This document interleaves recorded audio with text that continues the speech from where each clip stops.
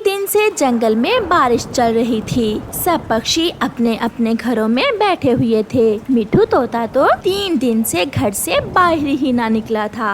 कबूतर चाचा भी खिड़की में डरा हुआ बैठा था। शरारती कौवे भी आपस में लड़ रहे थे। कालू जी, आज तो कोई स्वादिष्ट चीज खाने को दिल कर रहा है। क्या क्या खाने को दिल कर रहा है तुम्हारा गोरी? जैसे कोई समोसा या फिर पकौड़ा। ऐसे मौसम में दाना मिल जाए वही बहुत है, और तुम चली समोसे पकोड़े खाने। गुड़िया बेटी, मैं बहुत उदास हो गई हूँ। अपने दोस्तों से मिले 3-4 दिन बीत गए हैं। मम्मा, तो फिर आज शाम क्यों ना हम सारे पक्षियों की अपने घर में दावत रखें। ऐसे सब एक दूसरे से मिल भी लेंगे और इकट्ठे बैठकर खा पी भी लेंगे। हाँ गुड़िया बेटी, हम ऐसा ही करते हैं। तो फिर आज शाम चाय पकोड़ा की पार्टी करते हैं। मम्मा, मगर पकोड़े बनाने का तो सारा सामान घर में है। बेसन भी है, प्याज भी, आलू भी और हरी मिर्ची भी। चाय बनाने के लिए हम दूध कहाँ से लेंगे? वो मैं ले आती हूँ। किसान की पत्नी देगी, वो मुझे जरूर दूध देगी। आप जाएं और सब पक्षियों को दावत का आमंत्रण दे आए, और मैं किसान की पत्नी से दूध ले आती हूँ। फिर वो माँ बेटी घर से निकलती हैं। गर्मियों की बारिश में मम्मा चिड़िया को उड़ने का बहुत मजा आ रहा था। मम्मा चिड़िया इंसानों की बस्ती की तरफ जा रही थी। गुड़िया, क्या हुआ? अंकल मिठू, आज शाम आप हमारे घर आ जाना। मम्मा ने सब दोस्तों के लिए चाय पकोड़ा बनाने हैं। चाय पकोड़े का सुनकर तो मिठू खुश हो जाता है। मैं अभी थोड़ी देर तक आ जाता हूँ। गुड़िया बेटी, मैं मदद करवा दूंगा आपकी मम्मा के साथ काम करवाने में। गुड़िया आगे बढ़ती है। गोरी आंटी दरवाजा खोलें।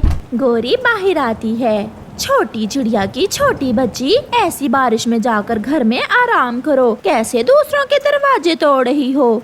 आंटी, मम्मा ने शाम को आपको बुलाया है। मम्मा आपके लिए चाय और पकोड़े बना रही हैं। मेरी गुड़िया, मेरी बेटी, मेरी रानी, अंदर आ जाओ बेटी। कालू सुनो तो, मेरी गुड़िया आई है हमें दावत देने। शाम को चिड़िया हमारे लिए चाय पकोड़ा बना रही है।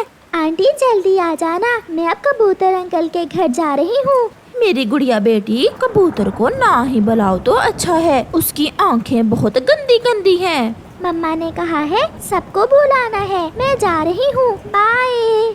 गुड़िया वहाँ से चली जाती है। घर के अंदर जाकर गोरी अपने पति कालू कौवे से चनों के दाने छीन लेती है। अब छोड़ भी दो इन्हें, क्या सूखे दाने खाकर ही पेट भरोगे? ऐसे बारिश के मौसम में चिड़िया ने चाय पकोड़े बनाए हैं। तुम्हारे दिल की मुराद पूरी हो गई गोरी। कालू, मेरा तो खुशी से नाचने को दिल कर रहा है। चिड़िया भी किसान की पत्नी के पास पहुंच जाती है। चिड़िया, यहाँ आ जाओ मेरे पास और बताओ क्या काम है? माँ जी, हम पक्षियों का आज चाय के साथ पकोड़े खाने को बहुत मन कर रहा था। घर में दूध नहीं है, इसलिए मैं आपसे थोड़ा दूध लेने आई हूँ। मेरा मुन्ना भी सुबह से पकोड़े मांग रहा है, मैं भी शाम को पकोड़े ही बनाऊंगी। ये लो चिड़िया, आप दूध ले जाओ। एक आप पक्षी ही हो जो मिलजुल कर रहते हो। हम इंसान तो बट गए हैं, किसी के पास दूसरे के लिए टाइम ही नहीं है, सब बहुत मसरूफ हो गए हैं। अच्छा ही है माँ जी जो हम इंसान नहीं, वरना हम भी एक दूसरे के दुश्मन होते।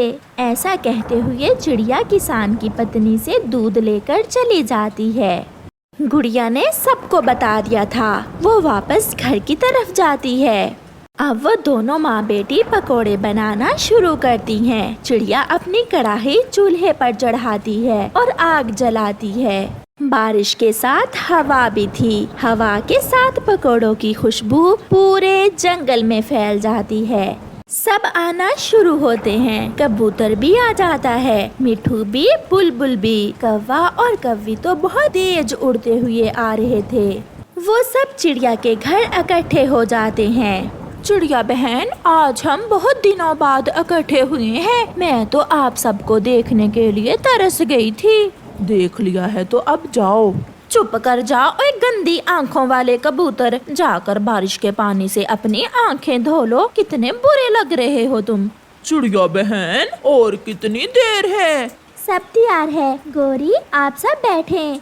फिर मम्मा चिड़िया और गुड़िया सबको पकोड़े और चाय का कप देती हैं। वो सब बहुत खुश थे क्योंकि वो सब साथ थे। बारिश की आवाज सुनकर सब पक्षी बहुत सुकून महसूस कर रहे थे। प्यारे दोस्तों, इस कहानी से हमें सीख मिलती है, हमेशा मिलजुल कर रहना सीखें और आपस में खुशियाँ बांटें। आपका धन्यवाद। मम्मा, मैं कल नदी पानी पीने गई तो वहाँ बहुत थोड़ा पानी था। आप मेरे साथ चले, मुझे प्यास लगी है। गुड़िया बेटी, जब बारिश होगी तो नदी फिर से भर जाएगी और हर तरफ पानी ही पानी हो जाएगा। फिर वो माँ बेटी नदी की तरफ चली जाती हैं। नदी पर कालू कौवा डंडा लिए बैठा हुआ था। आ जाओ, मैंने सबको बता दिया है, बस एक तुम ही रह गई हो। कौवे भैया, क्या बता दिया है आपने? ये नदी अब मेरी है, इसमें पानी थोड़ा रह गया है। क्यों जी, ये नदी हम सबकी है। तो फिर लगाओ चोंच नदी के पानी को, मैं इस डंडे से तुम्हारी चोंच तोड़ दूंगा। मम्मा चले, वरना कालू अंकल मारेंगे। आप हमेशा दूसरों को तंग करते हो, हमेशा दूसरों से लड़ाई करते हो, आपको इसकी सजा जरूर मिलेगी। ऐसा कहते हुए चिड़िया अपनी बेटी के साथ वहाँ से चली जाती है। डर गई छोटी चिड़िया। कालू कौवा ऐसे हंसता है। चिड़िया और उसकी बेटी वापस घोंसले में नहीं जाती, वो दूर निकल जाती हैं। मम्मा, ये हम कहाँ जा रही हैं? गुड़िया बेटी, हम जंगल की दूसरी दिशा में दूसरी नदी से पानी पीने जा रही हैं। फिर काफी ज्यादा उड़ने के बाद वो माँ बेटी जंगल की दूसरी तरफ पहुँच जाती हैं। वो दोनों नदी से पानी पीती हैं। मम्मा, मैं तो थक गई हूँ। हाँ बेटी, इतनी दूर रोज हम कैसे आया करेंगी पानी पीने? मम्मा, क्यों ना हम इसी नदी के पास अपना घर बना लें? हाँ बेटी, हम ऐसा ही करते हैं, हम इसी नदी के पास अपना घर बना लेते हैं।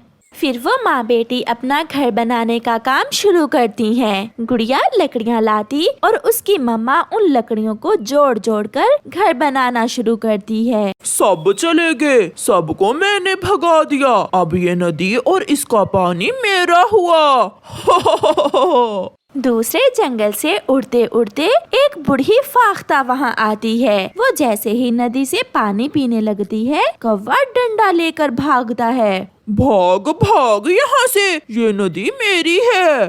बेटा, मैं दूसरे जंगल से आई हूँ, मैं बूढ़ी हूँ, बहुत प्यासी हूँ, मुझे थोड़ा पानी पी लेने दे। ये पानी मेरा है, तुम कहीं और जाकर पानी पी लो। तुम बहुत जालिम हो।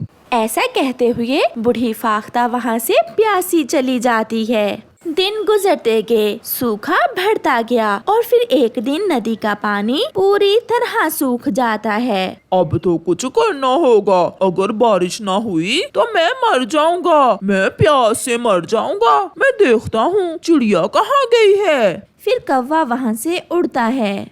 कौवा उड़ते उड़ते जंगल की दूसरी तरफ पहुँच जाता है। वहाँ एक नदी देखकर कौवा बहुत खुश होता है। वो नदी से पानी पीता है। थोड़ी दूर उसे पेड़ पर एक घर नजर आता है। ये घर कितना सुंदर है, किसी ने नया घर बनाया होगा। ये घर मेरा है, देख लो कालू कौवे, ऊपर वाले ने मुझे यहाँ पानी भी दे दिया और घर भी। ऐसा कहते हुए चिड़िया अपनी बेटी के साथ अपने घर में चली जाती है। शाम हो जाती है। शाम के बाद आसमान पर गहरे बादल छा जाते हैं और साथ तेज हवा। थोड़ी देर बाद बारिश भी शुरू हो जाती है। कौवा पहले तो एक पेड़ के नीचे बैठा रहता है, मगर फिर ठंडी और तेज हवा से उसे ठंड लगना शुरू होती है। मर गया, ऐसे तो मैं मर जाऊंगा। क्या करूं?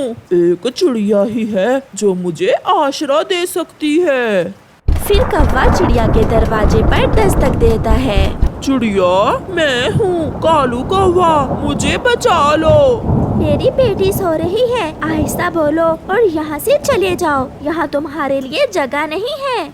फिर कौवा उड़कर थोड़ी दूर झाड़ियों में छुपकर बैठ जाता है और रोने लगता है। तेज और ठंडी हवा उसे इधर से उधर धक्के दे रही थी और वो कांटेदार झाड़ियों से टकरा टकरा कर वहीं मर जाता है। उसे अपने किए की सजा मिलती है, क्योंकि दूसरों के साथ बुरा करने वाले के साथ भी बुरा ही होता है।